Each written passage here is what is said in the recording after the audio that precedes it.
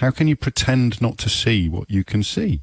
I overuse that Orwell line about the evidence of your own eyes and ears, but that's because it's so brilliant. You know, it's such a powerful line. It is literally the instruction. So today, American people are being asked to ignore the evidence of their own eyes and ears. Ignore the fact that your president hid in a bunker and then ordered the tear gassing of peaceful protesters and then stood outside a church waving a Bible while the people in the church, the priests in the church, are united in their condemnation of him. Ignore all of that and what? That's the fascinating thing about fascism, isn't it?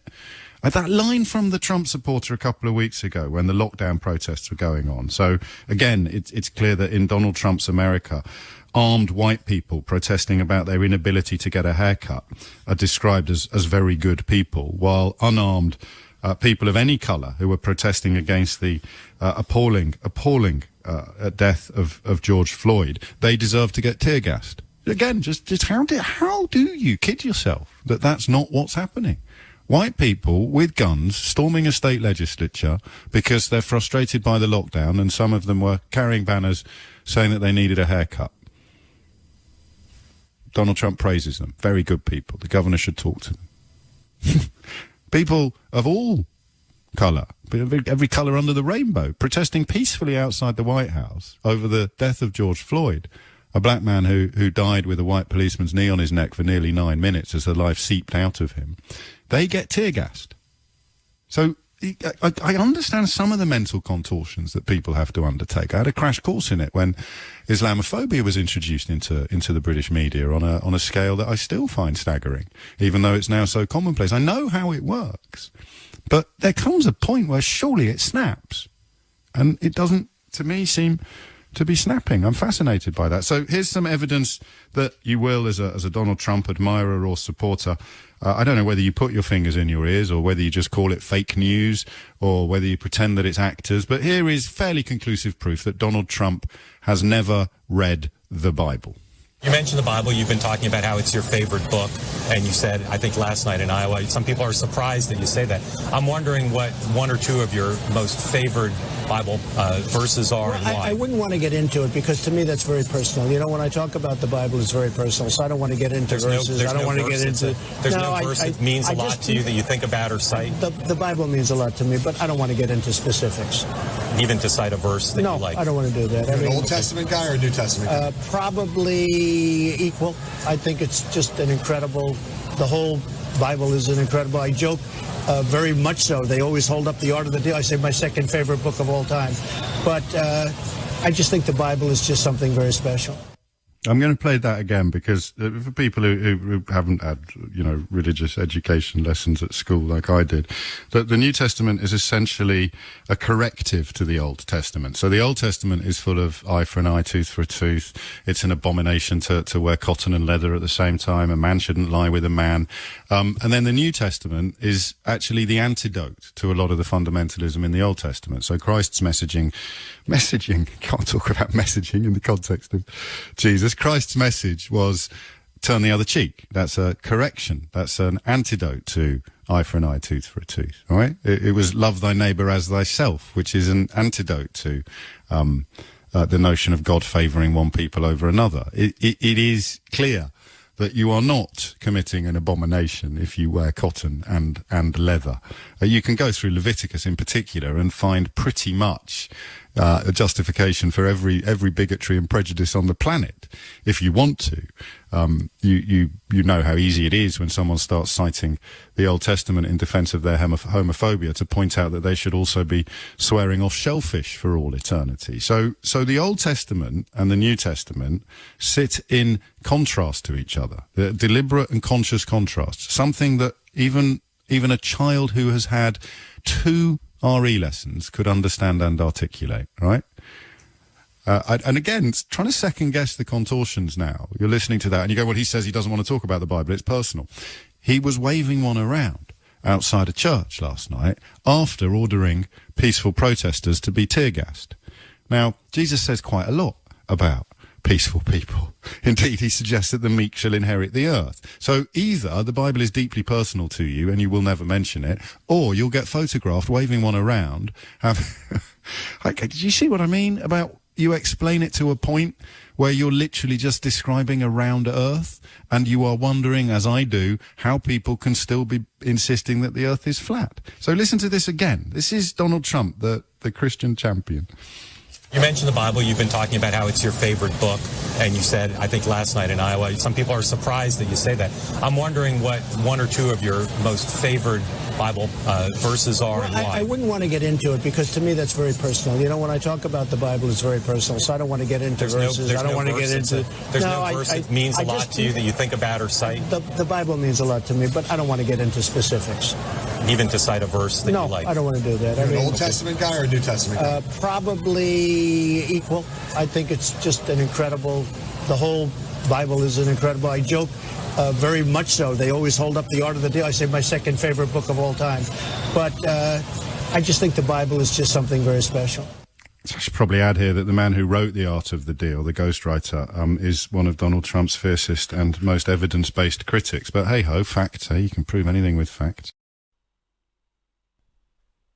Donald Trump understood very early on that he needed the evangelicals on his side, the hard right fundamentalist Christians in the United States, the ones you see speaking in tongues and rolling on the floor.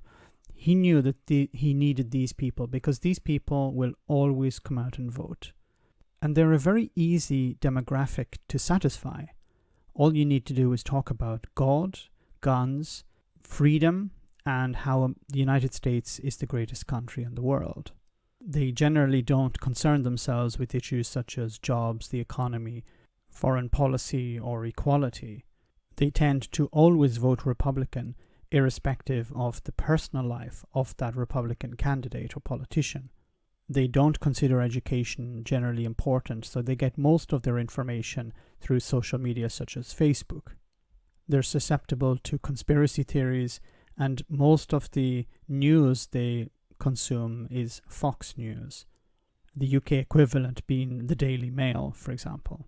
We can divide the evangelical voter into two groups, one being the average person on the street who consumes Fox News, gets most of their information on social media, and will always vote as their political and religious leaders advise them to. Now, the other group is the actual leaders themselves. These are people who are in it for the money, in it for the power. I'm pretty much convinced that these people don't actually believe in a God. They realize that it's a possible scam that they can run in order to enrich themselves and empower themselves. But they understand at the same time that the public, the other group that I was talking about, they need something to motivate them.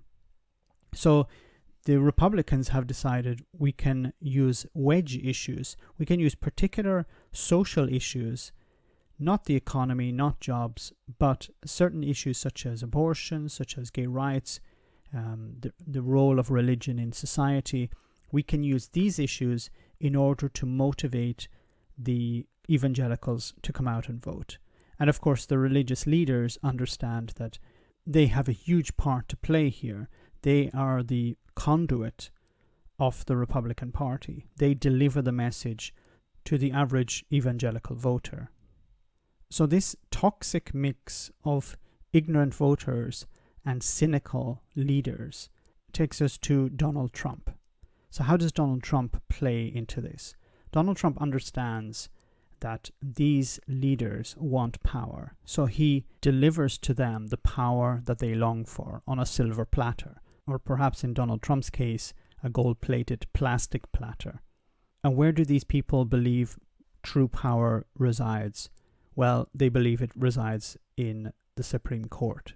They want to rule the Supreme Court because they know, irrespective of who the president is in the future, the Supreme Court will be able to knock down any challenges to their religious and political power, while at the same time reinforcing that political and religious power through legislation. It's important to remember that the Supreme Court judges last a friggin' long time. So if you have the ear of the current president and the current justice is resigning or has died and needs to be replaced, then you have the power to influence the president in deciding a replacement that is sympathetic to your cause. One of the rallying points for the evangelicals is abortion. And back in the 1970s, there was a Supreme Court case called Roe v. Wade, where they discussed the issue of abortion. And this has been an issue that evangelicals have been pushing against for decades. And they have attempted to influence politicians, and to a certain extent it has failed. But they have now understood that if they are able to influence the Supreme Court, if they're able to get one of their guys on the Supreme Court, then they will eventually be able to overturn Roe v. Wade and in theory ban abortion in every one of the 50 states. Now, they did succeed in a sense getting Brett Kavanaugh into the Supreme Court. So Brett Kavanaugh is sympathetic to the evangelical cause. However, it isn't clear whether he himself would support overturning Roe v. Wade. Now, he may be just a stepping stone to the eventual banning of abortion in the United States.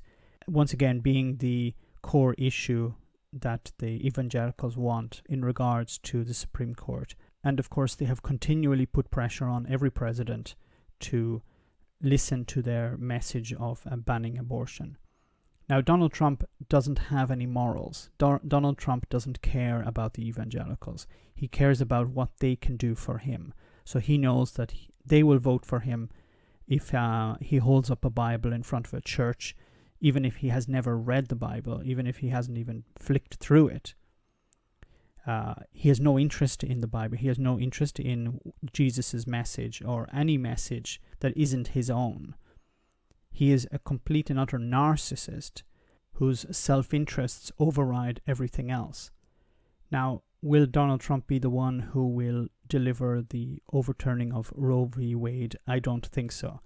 But this won't stop the evangelicals from regrouping if Donald Trump is eventually removed from office and focusing on the next Republican candidate in 2024 or 2028. Let me know in the comments, guys, what you think. As always, your comments are greatly appreciated. Thanks. Why not become a Patreon and enjoy access to our Discord server where we share news, chat, and have some fun? If you become a patron, you can also make video suggestions on topics that are important to you. Check it out via the link in the description.